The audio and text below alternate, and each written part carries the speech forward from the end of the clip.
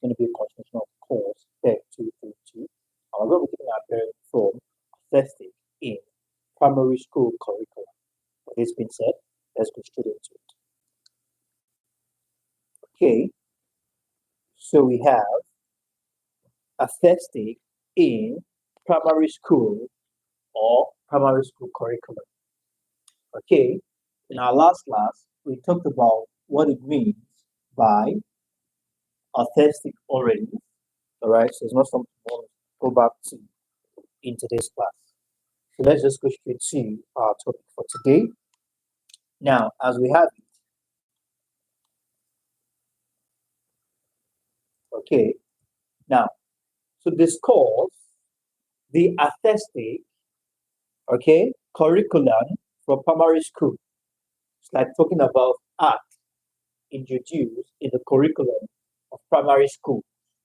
All right, it shall not be out of place. All right, so it's not out of place to have the aesthetic, all right, in primary school curriculum. So it's not out of place. In order to what? Appreciate the national policy of education for the goals of primary education in Nigeria. All right. So now, like I said, to discuss the aesthetic curriculum, okay, for primary schools, it shall not be out of place. Are we together? To appraise. All right. So now what we are trying to say here is that the discussion or the inclusion of aesthetic in primary school curriculum, all right, is as the effort of the National Policy on Education in the year 2004, all right, for the goals of primary education in Nigeria.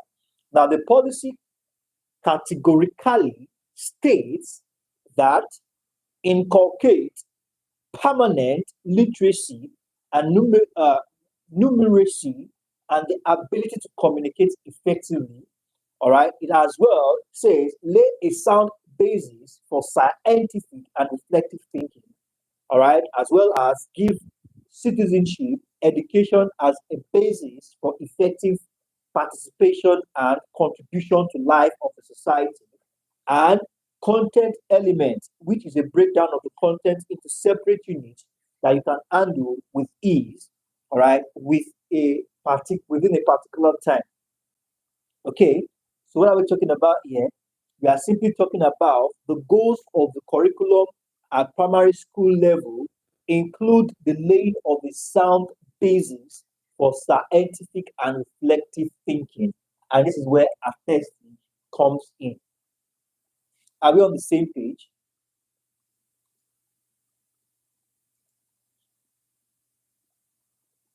Are we on the same page?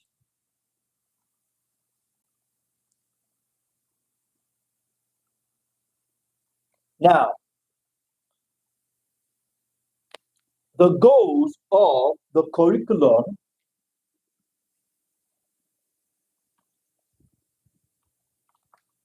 okay, at the primary school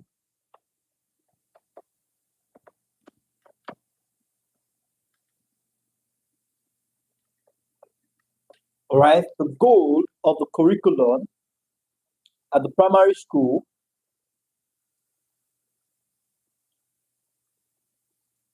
is to what? Lay a sound, okay? Lay a sound basis for scientific and reflective thinking. And don't forget, when we talked about aesthetic in our retrospective class, we laid emphasis on how much aesthetic makes us to perceive, all right, certain things, whether as good or as bad, based on our perception. Okay, so we have that as that. Now, the more importantly, to give the child the opportunity for developing what we call manipulative skill. All right, manipulative. To give the child manipulative skill. All right, lay sound basis. All right, for scientific and reflective thinking. We said something about that as well. So these two objectives aim to prepare the child's soul, mind, and body, not just for the future of the pupil, but for also his society. Are we seeing the essence of having a aesthetic in the primary school curriculum? Now, what we need to understand is that visual art is said to be a creative challenge to children. All right, visual art is said to be what? Creative challenge. All right, for children. You know, when we say creative challenge, we are simply talking about the opportunity for children to think critically. You know, they'll be given the opportunity to make some artistic work, and to make artistic work, it takes a lot of creativity. All right, it's not something as cheap or as easy as you think. It takes a lot of, okay, I think I can put a structure that looks like human, all right, on my paper, and human being does have the legs, the hand. Okay, I think this is where to place the hand, so to place the head. That is creative thinking. Okay, I think I can put down a house, a street, a vehicle moving on the. Where are all these ideas coming from? It's coming from the creativity capacity imbibed in every children. All right, imbibed in every children. Now, it is of great pleasure and satisfaction in the developing the child's skills, ability, imagination, and observation. All right, see why? You see what aesthetic does? It goes a long way. Right. So now, in essence, art is a natural means of learning and developing individuals in various ways. Okay, it's a natural means of learning and developing individuals in various ways. So we have that as that. Now it encourages pupils to think for themselves and to develop their creative abilities, the critical power and muscle control.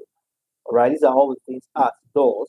With art experience, learning is made easy for pupils at their own pace and own language. All right, art experience makes what learning easy. All right, both at their pace and language.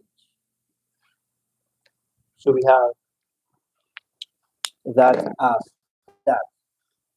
Now, experience learned through art are naturally retained. Okay, experience learned through art are naturally, okay, natural retention, because it's fun when learning, retention, all right, and easy recall, natural retention and easy recall. Now, the teaching and learning process are not static, all right, as the old generalization about children can no longer be valid in present day Nigeria. All right. So now they have to be thought with regards to their different physical, social, and psychological background needs. Each child learns and retains what are slash is needs and is best related to their experience. All right. So it's more like teaching, all right, as child eccentric, all right, being child focused.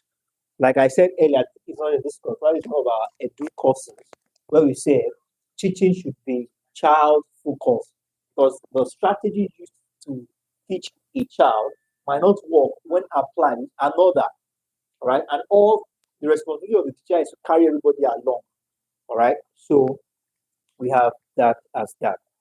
Now let's take a step further. Now, what is, let's talk about the art teacher and his pupils.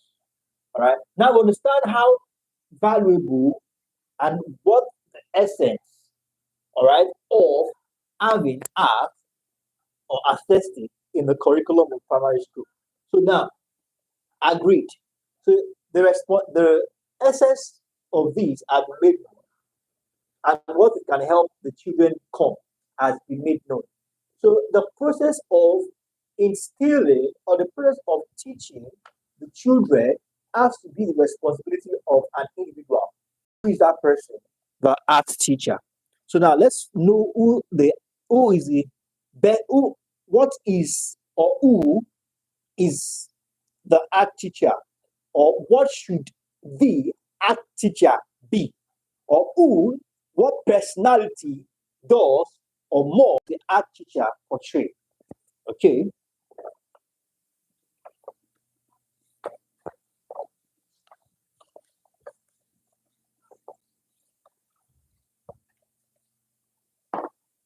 Now, according to Arendt in 1994, Arendt is the opinion that an effective teacher, all right, an effective teacher should be academically able. All right. Arendt emphasizes on Arendt in the year 1994 emphasizing on academic ability. He said that an effective teacher should be academically able, have command of the teaching subject, care for the student, and make students achieve academically. All right. Command D. All right. Teaching subject. Have a good command of the subject you are teaching. All right. Also, care for students. Okay. Care for students and make students achieve. Students achieve academically. Is also, all right, now Arendt as well states 4 attributes of such a teacher. Okay, according to Arendt, he has well stated 4 important attributes of a teacher. Now, a teacher must be understanding, all right? He must realize that learning to teach is a lifelong process, meaning that is the understanding. You must understand the fact that learning is a long, all right, it's a process. It's not a one-time thing. All right. He must also aim to develop his pupil, all right, and not see education as an avenue to extort money from students. All right. He must, an act-oriented professional teacher, for example, will have developed the power of observation, imagination, and self-confidence. Okay, now the 4 points, the 4 attributes he made here is that the teacher must be kind and understanding. All right, that's number 1. He must realize that learning to teach is a lifelong process. Number 2, and he must aim at developing his people. Number 3, and number 4, should not see education as an avenue to extort money from students. All right. That being said, we also have, all right, we have according to what we have here, the arts-oriented professional teacher, for example, must have a developed power of observation, imagination, and self-confidence.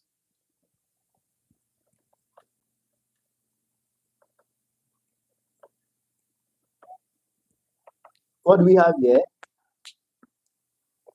It says power of observation. Power of observation. Let's just have PO, power of observation. Okay? Power of observation. Imagination. all right, imagination, and self-confidence. Are we on the same page? So we have that as that. Now, according to what Grant said in 1972, Grant said that the art teacher must use certain methods when teaching young learners. All right. And these methods are, but not limited to, he must learn how to listen. All right. Certain methods like imitating, listening, seeing, doing, understanding repetition, and habit formation. All right. Very important. These days, as you do things, you expect you carry your students along. They have to, and okay, this is this, say after me, this is this. Some of the strategies, but also help them to listen, pay attention. All right. Also help them to see, more like the visuals, where you have to draw some fun and interesting things. Also help them to also partake and then be active. Okay. And we have that as that. So now let's take a step further.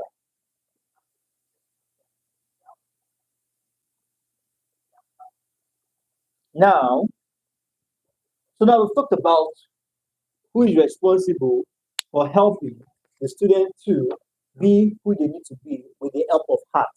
Now let's talk about the classroom, otherwise called a art studio. All right. So what does an ideal art studio arrangement looks like?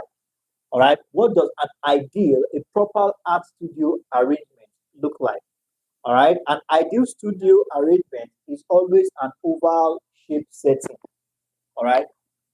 Oval shaped setting. An ideal studio arrangement is usually an oval where you have your people have their tables, all right, round, and probably is the whiteboard, and that's the teacher. All right. And according to what Oladimeji said, that Oladimeji found adequate some recommendations, which are the studio building must be adequate, must have what we call adequate humidity, meaning that it must not be choking. All right, there must be proper ventilation. All right, there must be proper ventilation, and electricity and water supply are essential. Electricity definitely, electricity is important, and water supply are so important. All right, electricity is important. The room has to be properly illuminated, and there are times whereby there might be need to do some painting, some poster colors, some paint. You have to mix some water with some creative work of art. That will definitely be important. It must have water supply and electricity must be available. Now, I said the studio should not be choky. There must be sufficient space that can accommodate the children. So we have that as that. Okay. Um, so it says here that there are certain materials, art materials and methods in primary schools. So now when we say materials, okay, we understand the idea of an ideal studio. Miss Osan, good evening. Okay, I think that question is directed towards knowing if we have a physical center, all right? Our classes are purely virtual, all right? We don't do physical classes because of certain reasons. Some of these reasons are location, all right? Sometimes the distance here and there. So all our classes are virtual that can allow you to go through all your classes without stress at your own pace. This is what it's all about when we're talking about the O2L system, which National Professional Engineering is operating. All right. So just go to our official website, www.tutorial.com, where you get to find the WhatsApp button. Then you smash WhatsApp button to share it to my WhatsApp, and you can make an inquiry and I can explain to you properly. All right. So now we have materials. Materials refer to the objects you want to, all right, sharpen out, construct, or work upon for the production of items. All right. When it comes to the work of attesting, materials are highly essential. They are your guides. They are the map you follow. All right. In other words, it is that substance from which items or things can be made out of. And don't forget, attesting is more than just written word. There might be attesting that you need to craft, you need to mold. Don't forget, we said something about sculptures. All right. Apart from the flat surface attesting, there are tests that you need to get mold. All right. Whereby we have sculptures, we have 3D images. All right. We have that of metals and the like. So materials now are more like your raw materials that you will be making something out of. All right. So we have that as that. All right. And your materials can be found in certain places. Materials can be found in the bush and home. Basically, materials for art are littered almost everywhere. I think we've seen cases of people using empty plastic to do some artistic work. All right, we've seen people using box of toothpicks. A lot of things. All right, materials found around the shop. All right, materials found in the bush, the likes of calabash, feathers, animal hairs, and fur, and even seeds. Materials found at home, we have the likes of what cables, strings, thread, and the likes. And materials found around on the street, we have the likes of tacks, screws, all right, inner tube cans, bottles, and the likes. So we'll call it wrap here for today. And in our next class, we'll take it up from traditional crafts in Nigeria. I believe you all have been able to gain something to this class. For those of you that are yet to become a member of our private class, you are actually missing a lot. There's a lot going in the class. Apart from our classes here on YouTube, we have classes on Telegram. And during exam, we give you exam practice question, and we also give you exam keynotes, which are essential resource for doing well in your exams. All right, and we have our classes back to back and consistently. So just go to our official website today. If that might interest you to become a member, www.fire.net is our official website. Good evening and do have a wonderful